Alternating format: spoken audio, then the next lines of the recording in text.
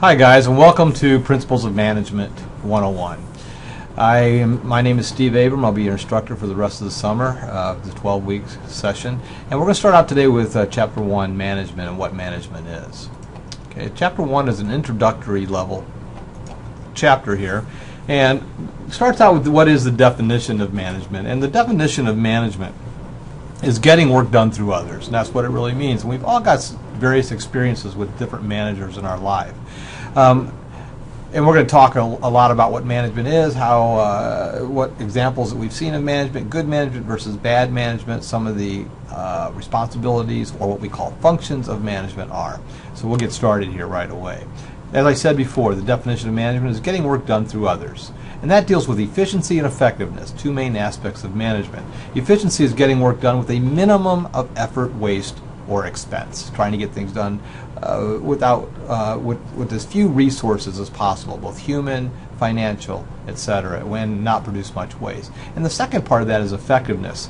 Effectiveness deals with accomplishing the tasks that help the organization or the business achieve their objectives, hence ultimately achieving their long-term goals. Okay? So when we think about management, we think about the scientific management as being there are four functions to management. And that's what we see here on the screen. And they are planning, organizing, leading, and controlling. And as we go through this course over the next 12 weeks, we're going to talk about each of these specific functions. But this chapter deals with a general overview of what's coming. So we're going to start out first by talking about planning. Planning is basically determining the organizational goals and the means for achieving them. You kind of look at the long-term picture and then some of the short-term goals into achieving those. And so it has a lot of planning involved. We plan on how to use resources, and et cetera, and we're going to get into that. The next one is organizing, deciding where decisions will be made, who will be making those decisions, who will do what jobs, put the right people in the right place with the right resources, you'll be successful. And who will work for whom, of course. And then leading is the third aspect of it. How do you inspire, motivate workers to work hard and help to achieve those goals and objectives that you have set forth for them?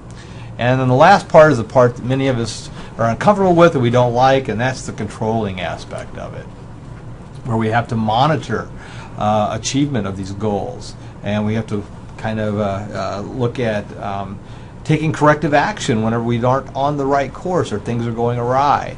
Very often controllers have a very major financial function in a company. They tend to be a lot of the accounting people that really implement a lot of the controls. And so when you think of controls, you think of budgetary controls, you think of sales goals controls, you think of quality controls, performance controls. There's a lot of various controls that go into any kind of a business, and that's part of management, is monitoring that and correcting it when it's wrong or when things are going awry.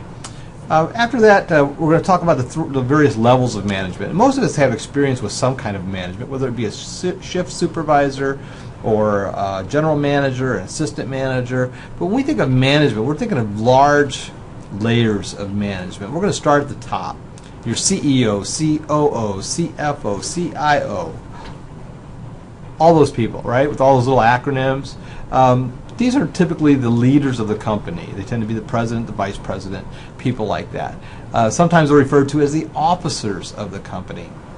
They're responsible for the overall direction of the company, the environment of the company. They are the people who implement change when things need to happen. We need to set our sights on a different product or a different marketplace. They look at the overall picture. They're always thinking 5 years out. Where do we fit in this industry? Where do we want to be in 5 years? What's our long-term plan for being successful? And then whatever goals they set get passed down, and then the next level of managers look at them in smaller chunks. Okay?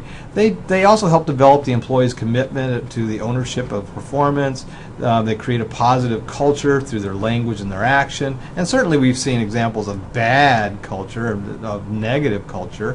When you think of some of the banking meltdowns, some of the kind of shady deals that some of these top-notch bankers did, the way some of these bankers took big bonuses when their companies were failing, things like that. And we certainly always remember the head of General Motors flying in on his private jet to Washington, D.C. to ask for bailout money from taxpayers, right?